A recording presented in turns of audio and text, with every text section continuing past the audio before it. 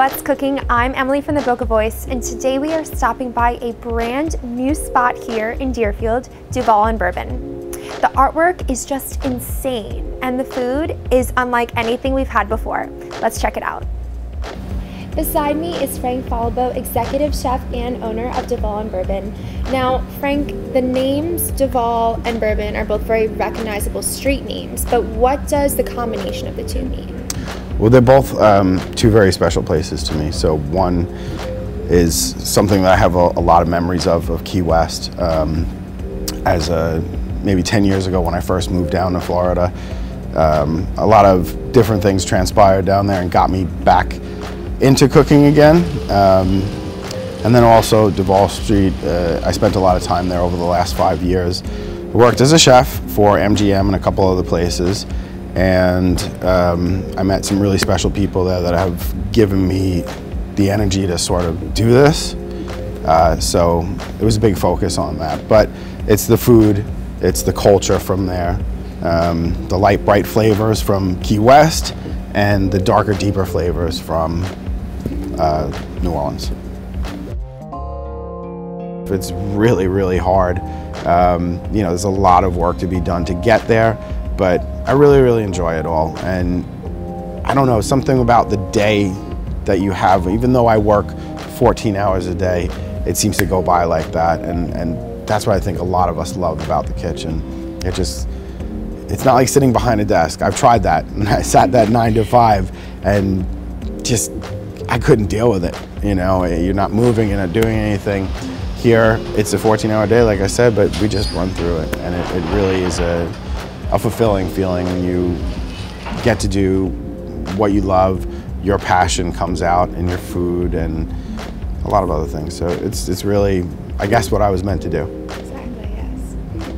I am super intrigued by this combination and play on flavors from Key West to New Orleans. Can you tell me more about this fusion and how that translates onto a plate? Okay, so my basic idea was, you know, as I said, I graduated from an Italian school as my master's, right? So I really wanted to do Italian food. It's something, you know, in my culture, and that's what I really wanted to do. But as I looked around, 16 Italian restaurants around here, so they didn't need me, right? I happened to walk up on this building, and I saw the tin roof, and I saw the style of the building, and it screamed to me Key West.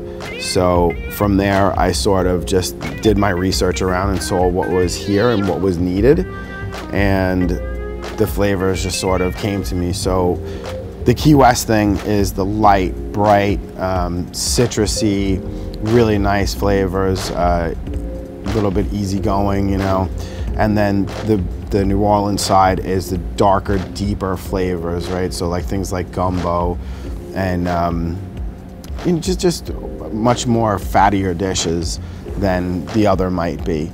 So it came to like a good combination of that, because it's not just the dishes that they make there, because everybody knows etouffee and everybody knows all these little things. But I took the culture that I met there the whole time I was there, and it's a huge food culture. I mean, they really, really get into their food over there. And you know, like the crawfish boils and crab, and all this is really important to them. So I sort of infused them both into my type of cuisine, which is a little bit fancier on the plate. We didn't want to go too crazy, but we brought in some new ideas, and we brought some new plates, some new flavors that are a little bit more unique. Seasonality and locality really are so important. How does that come into play at Duval Bourbon? Well, obviously with the seasons, our dishes sort of change a little bit. So I'm not going to keep the same thing all the time, because also we want to learn and we want to experiment and we want to move further into what we do to, you know, our passion about all of this stuff. So it will change with the seasons. But as far as what we do here and the things that we use here are, as much as I can try, I try to use all local things. You know, all of our beers on tap and even everything in can, We don't have a lot of the normal stuff. I mean, I think everybody's got that covered around us. So we brought in everyone that was local, Fort Lauderdale, Miami, and tried to just use their products. I mean, even so much as the tablecloths that we use, I made sure to use someone here in Boca Linen. I try to use anyone that I can to support my community. That's a big part of what we're trying to do here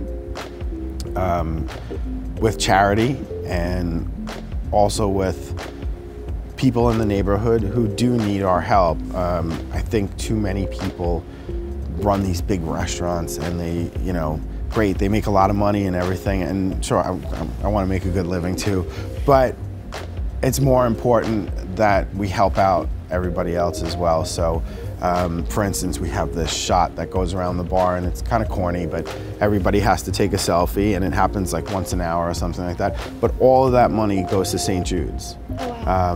You know, there's a couple different things like that that we're trying to incorporate easily into how everything works here, involve everyone, and make sure that they feel like they're part of this community and can come in here. It's comfortable. It's not something that's too fancy, but we give you kind of fancy food, but a friendly atmosphere, right? And comfortable. Come as you are. That's our whole thing. We all eat the same thing. The proteins don't really change, just the spice does.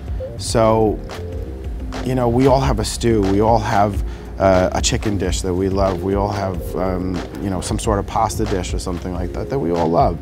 And really all it was just a change of those spices to sort of have both of them. So we have a lot of the classic dishes from both places, but they're not just focused on that. We're trying to bring a little bit of new ideas into everything and use the flavors that they've provided. I am so excited for you to walk me through the dishes that we're featuring today. This one, the smell right now, I cannot get over how amazing this smells. Oh my gosh, can you please tell me more about this? Okay, so this is actually my favorite thing when I go to New Orleans. It's the first thing I do when I get there. There's two different places that I like to go to. One of them's very famous, I'm sure probably people have heard of it. It's called Drago's, and this is a charbroiled oyster. It's big there. They do it in pretty much all of the bars and all of the little spots, but there's only a couple places that just get it right. So this one is sort of a mimic of Drago's, but we do it in our own little style. And again, so basically what you're doing is you're creating something that is kind of against culinary rules, right? Okay. So in the culinary world, you are never ever supposed to pair cheese and fish, right? It's a big deal to them. But this one, I just can't let it go. Oh my gosh. I want to personally thank you for breaking this culinary rule, because this is outstanding. They really are. They're really, really delicious. I've never seen... Now you know why it's my favorite. Now I know. These are far more sophisticated looking than any alligator bites I've ever seen. We try to put a little twist on it. Again, our take on a lot of things. So this is a alligator tempura bite. Now, the Key West thing, right? So Key West, you think of conch fritters, right? But everybody has conch fritters. So I had to do something a little bit different. It's the same basic idea behind it, to have this little fluffy pillow, but with the meat inside, except we put actual chunks of the alligator in there. Small enough to bite by themselves, but not in a case where you have like a tough piece of meat, because alligator can get tough. It just depends on how you treat it. But this one we treat with a little bit of herb inside, and we let it sit a little bit, and then we tempura flour them, batter them. They're fried over a slaw that I do that is a green apple slaw. Yeah, green apple and cilantro slaw that's really, really intense, very vibrant, and avocado crema. So enjoy.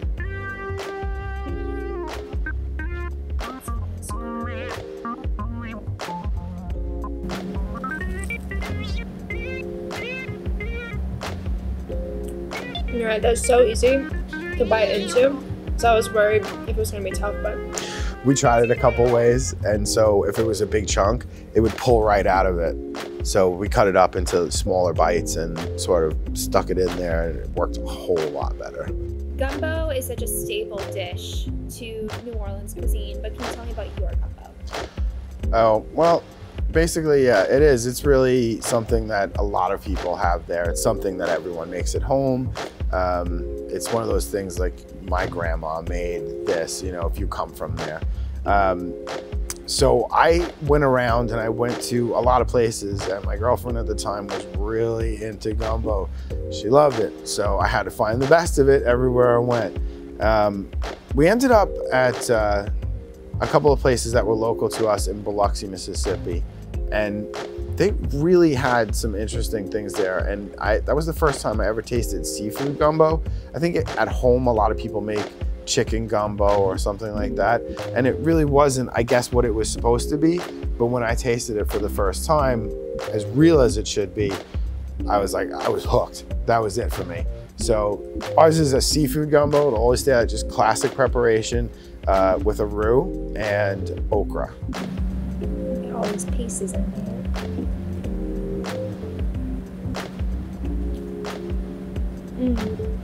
That is so smooth. That is delicious. Now, what seafood is featured in here? So we always have crab. We always have, Gulf shrimp, sorry. And andouille sausage. And then we just use this touch of bacon in there. I'm sensing like some meatiness too. Yeah. It has a slight kick to it. A little smoky, a little bit of kick. My little secret is I do throw a couple of dots of crystals in there. But I love that. I think that's the only way to eat it. And especially with basmati rice. Has to be basmati. I am so lucky on this What's Cooking segment to get to try so many amazing dishes. But today at Duval Bourbon, I genuinely got to try some of the most interesting and delicious plates I've ever had. Come on down to this brand new spot here in Deerfield and try it out for yourself.